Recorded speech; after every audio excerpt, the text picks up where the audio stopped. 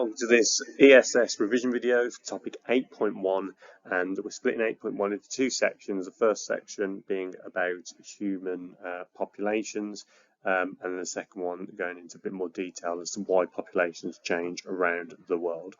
So let's make a start then. Through demographics. So demographics is the study of human population change, and they're worth just bearing in mind because effectively you all are probably aware that the human population has significantly increased over the past sort of 50-60 years, but you may be less aware that if we sort of look at where we sort of are now, so at the time of this recording it's sort of 2022, the human population, the growth is actually predicted to slow down over the next year. So it's still going to increase, but that level is leveling off. And the reason for that is because the actual annual growth rate is starting to slow. So the annual growth rate is like what percentage does it grow each year? And that we reckon that peaked in about 2.1%, and then it's actually started to decrease. So the human population is still growing, but it's growing by less each year, and that is due to changes in our way of life and society around the world, which we'll be looking at in the next few videos. So the projected world population can be quite varied depending on what you look at. So effectively, if we go from sort of where we are now, the population could, in theory, go all the way up to sort of 16 billion. It could go a middle projection of sort of 10 billion, or it could actually start to drop as a result. And these are huge estimates, and the reason they're huge estimates and variation is because it is all based on a mathematical formula. It is assumed, we assume human behaviour, and that's hard to assume. So for example, we can't predict how political changes, monetary changes, ethical changes will develop in different countries, and therefore it's quite difficult to do. And as a result, it uses crude birth rates, which is an estimated number of births per 1,000 people in the population per year, and crude death rates. And those things are all very like set in stone, but they're not very dynamic with changing human habits. So demographics is measuring population changes, and you can see here how the fertility has dropped in the last sort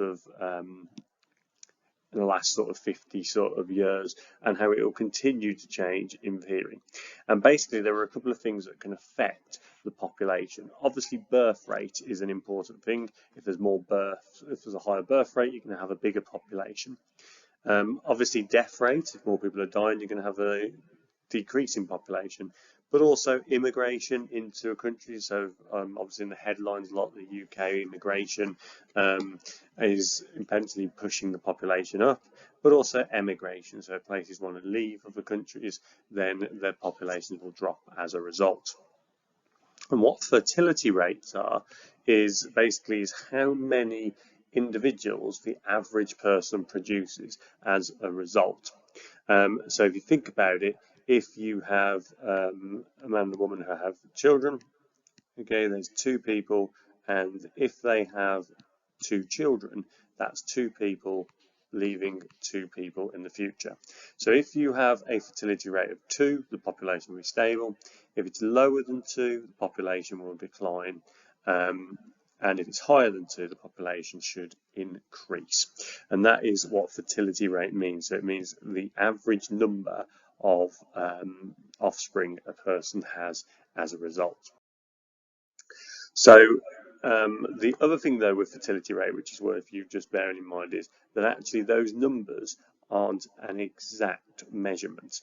And that is because a fertility rate is 2, we've said, means a typical fertility. What we call replacement fertility, which would make it stable, is often 2.03 in more economically developed countries, and up to 2.16 in order to just keep that stable population.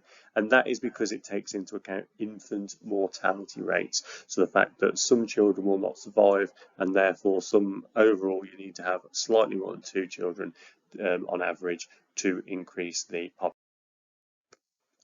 So other things that you need to know about then is, well, why do populations grow and how does this link to resources? Well, as a population grows, people need more resources. More resources will produce more waste, and also people these days want to, even if population doesn't grow, there is an expectation to have higher standards of living, and therefore, even in stable populations, more waste can be produced. So generally the main message is, if there's more people, there's a greater impact, and therefore it's less sustainable on the ecosystem.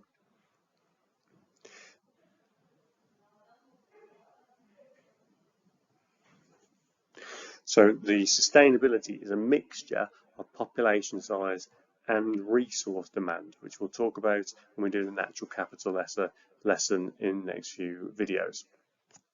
So models assume that when we do this, another problem with models of populations is that we all have the same resource demand, but we know that's not true. Different, more and less economically developed countries use different levels of resources. Rural and urban places will use different amounts of resources, and elderly, for example, will use less resources than younger people. Areas of the world will use different resources and use them differently. So there are two main theories on how population will grow and how shortages will limit populations. So there is the Malthusian theory based on the work of Thomas Malthus. Now Thomas Malthus you may have heard of because he was also linked with the theory of natural selection, and many feel that he actually came up with the theory and bizarrely Charles Darwin stole it from him. And what Malthus said is that food supply is the main limit of the population. So food supply will cause the carrying capacity of a population. And he said that as long as there's plentiful fertile land, we can grow more and more food, a population will increase. So as long as the population has lots of land and we can grow more food, the population will increase.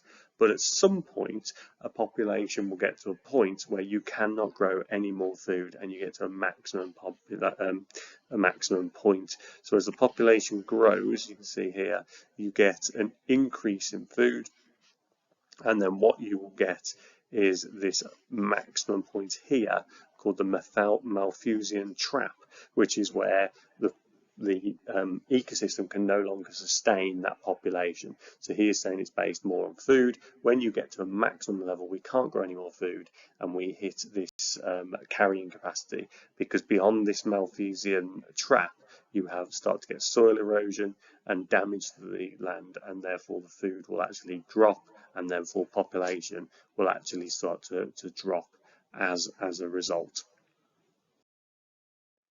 Now, there are limits to this theory, and the limits to this theory are that basically it is very, very simplistic. Okay, it ignores poorer countries, so it doesn't look at the fact that some countries have less food, more countries have more food, and that's often due to finances more than anything else. And it also doesn't take into account massive agricultural improvements, because Malthus couldn't have predicted this 200 years ago. It also doesn't predict globalization, which means, you know, a lot of food, for example, to the UK is coming from all the way around the world in order to feed us in the Now, the alternative theory for this is something called Boesrup's theory, and Boesrup is a technologist basically who said that increased population would lead to increased technology, and this then would cause leaps in amount of food that could be produced. And any increase in the drive would make more food naturally increase, and that would naturally develop. Agriculture then will become more intense over time, but we would just keep feeding our populations. Now, obviously, the limitations of this is that communities aren't closed systems, so actually we can get food from other parts of the world. Emigration normally actually reduces pressure in populations in one place, so actually the pressure doesn't always keep continuing in the same area. And it doesn't account for the fact that this intense food production leads to environmental degradation, and that can actually cause ecological collapse. Now, a lot of people feel that the Malthus theory and the Boesrup theory are linked, and we should look at them both together, because whilst Malthus predicted that food would be the limiting factor, Boesrup predicted that we could increase it. So actually a combination of the two may be the actual correct model that we should be using to predict future population changes, and how our resources, in particular with a focus on food, will limit this, but how technology can make that limitation not happen till into the future. But both of them don't take into account certain aspects. They don't contain into account immigration, emigration, the fact that we grow crops and commercially around the world in some different countries, and the fact that even with technology, ecological damage will increase if we intensively increase the amount of farming.